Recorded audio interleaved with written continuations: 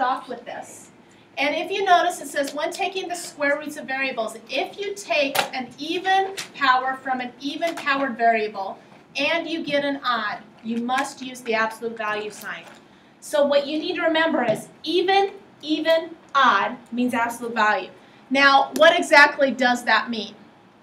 Okay. Say, for example, I had something like this. Okay, I'm taking the square root of x squared. Whenever you see the square root, it is implied that this is a 2. Okay, it is implied that that's a 2. And so we don't write that as a 2, it's just kind of one of those things that's understood. Kind of like when I write x, that's understood to be 1x, right? But we don't write the 1. So whenever I take the square root, that's implied to be a 2. So if I look, 2's an even number, right? 2's an even number here. So that means if I get an odd power, I've got to use an absolute value sign. So when I think about things, the square root of x to the 6th, remember from yesterday what we would do is we would break this down, right? And I would break this down and I would say, oh, well that would be x cubed and x cubed. And then x cubed, you know, is x, x, and x, right? That's what a cube is. And x cubed here will be x, x, x. So really, how many x's do I have? 6.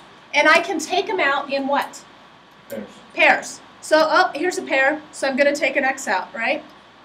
Oh, here's a pair, so I'm going to take another x out. Oh, here's a pair. I can, oh, crud, go back. Where am I at? There we go. And here's another one, x. So I can take another x out. So really, is there anything left in the square root then? No. So I have x times x times x, which is what?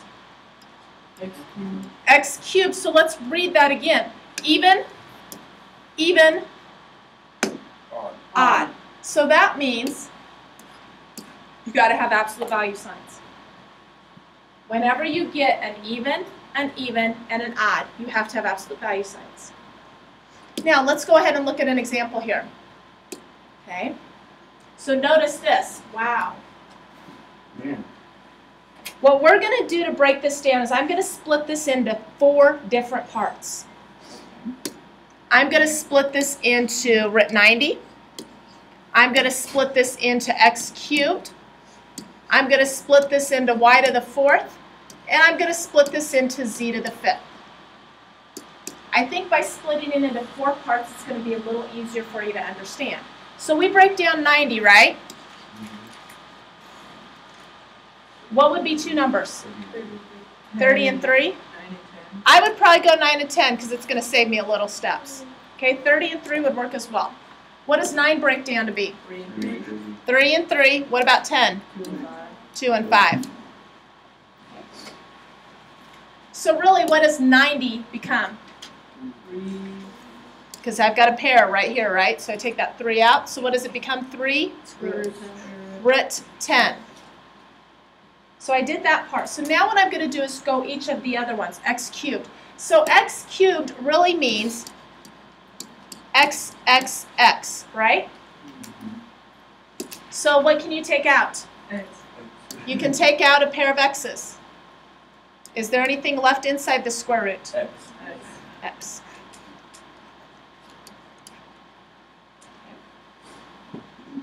All right. Next one, let's break this one down. Y to the 4th. Y, y, y, y. So I can take out a y, and what else can I take out? Another Y. Another y. Y squared.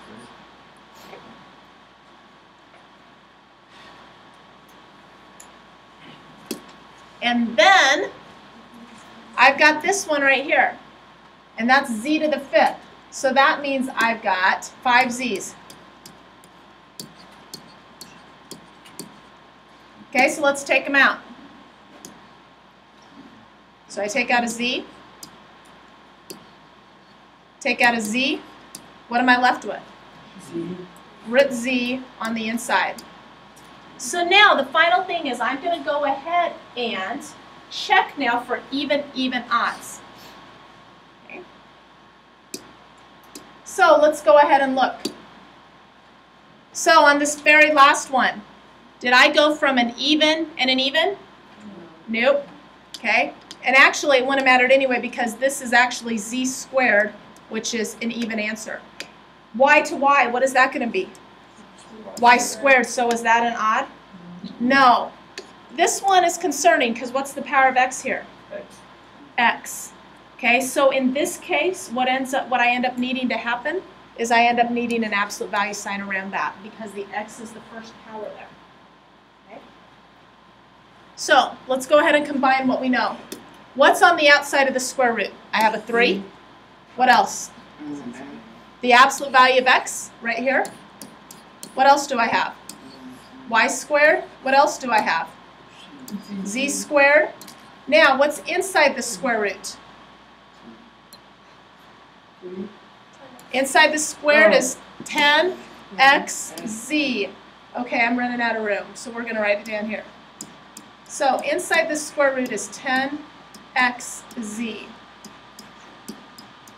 Biggest thing you need to do, take your time and go through these step by step. How did you think about the x there? Okay, because the power of x here is 1, right? Okay, square root here is an even power. All right, and I've ended up here with an odd. Okay, but technically it is because this is an x squared here.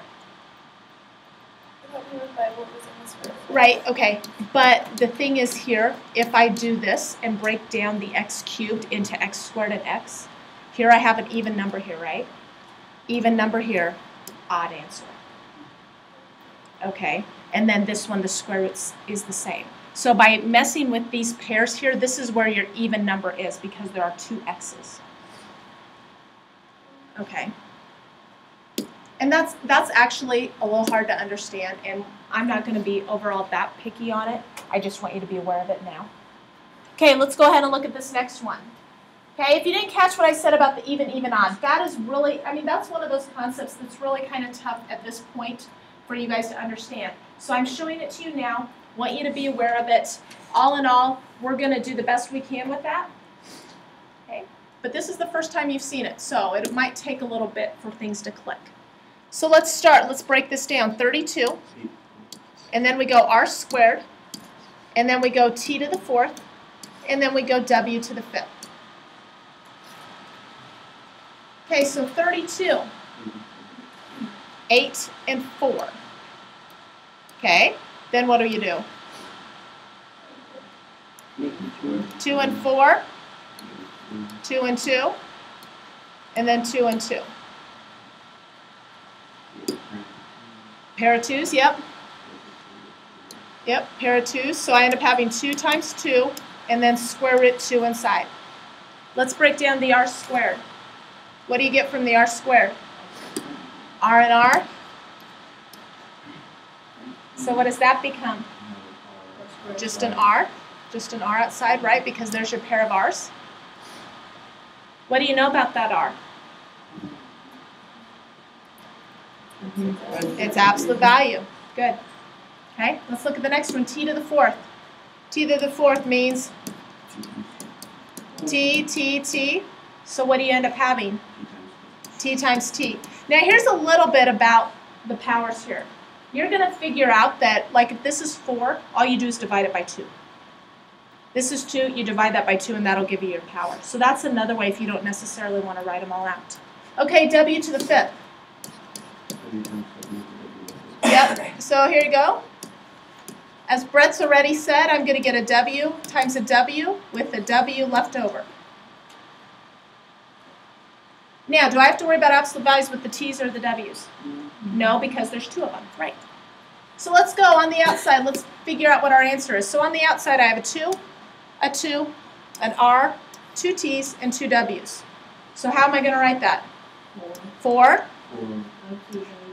absolute value of r, t squared, w squared. And then what's inside the square root? 2w. Very good. Okay, pretty straightforward.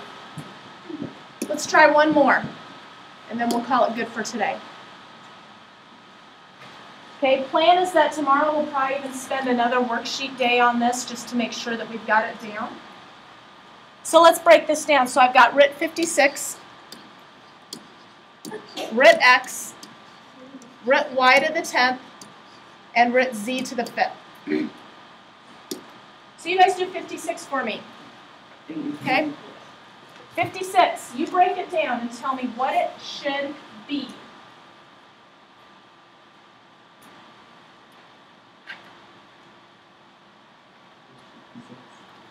Just the 56 for right now. If you want to go further, you can keep working.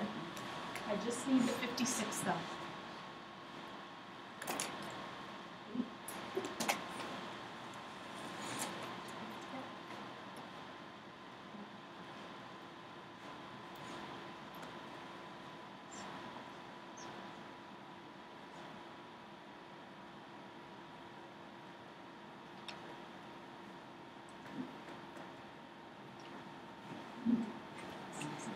So what is root 56?